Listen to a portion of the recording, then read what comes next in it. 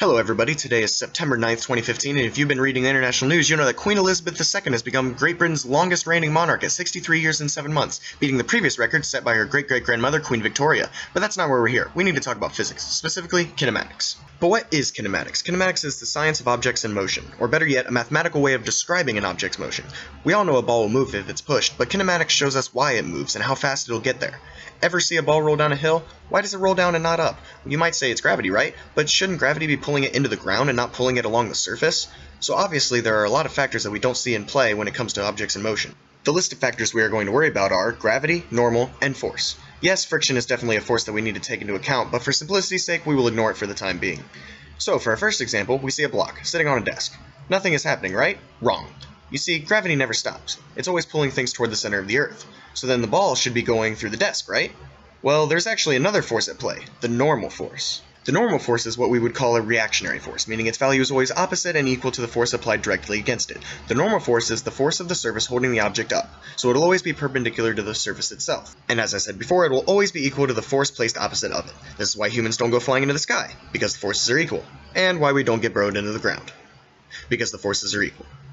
So just a quick recap, kinematics is the mathematical description of motion. The three forces we will be using are gravity, normal, and applied force. Gravity will always go to the center of the Earth, and the normal force always reacts to the forces placed on the surface. And lastly, we are not getting burrowed into the ground. Yet.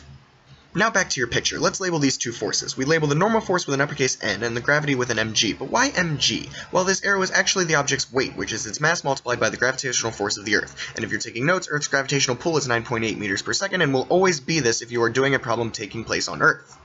So now you have your block, the surface, which is a desk, and their two forces correctly drawn and labeled. Congratulations, you have created your first free body diagram. A free body diagram is arguably the building block of solving many physics-based problems, and will be what you use to solve most of your kinematics problems in the future.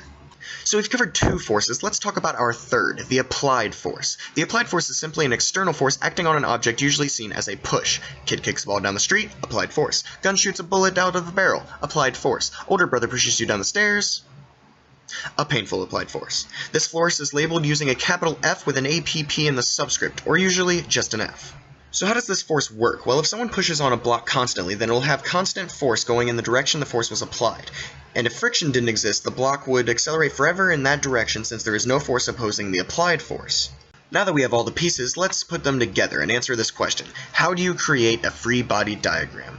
Step 1, draw your object. This usually is a particle or a block. Step 2, draw any surfaces that the object is physically in contact with. This could be a floor, a shelf, a sheet of ice, or even other blocks. Step 3, draw your forces starting with the weight. Your object almost always has a mass, which means it has weight. So begin by drawing your arrow pointing from the center of the object to the center of the Earth, which is usually down. Step 4, draw all the normal forces from the object resting on a surface. Usually this is just the opposite of the ground, but just remember that in later problems there will be more than one normal force.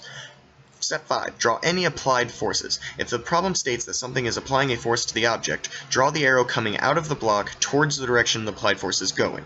Step 6. Make sure all the forces are labeled and that your diagram makes sense. Remember, you are describing the motion of the object. If the block isn't accelerating, then all the forces must be equal in the directions it is not accelerating.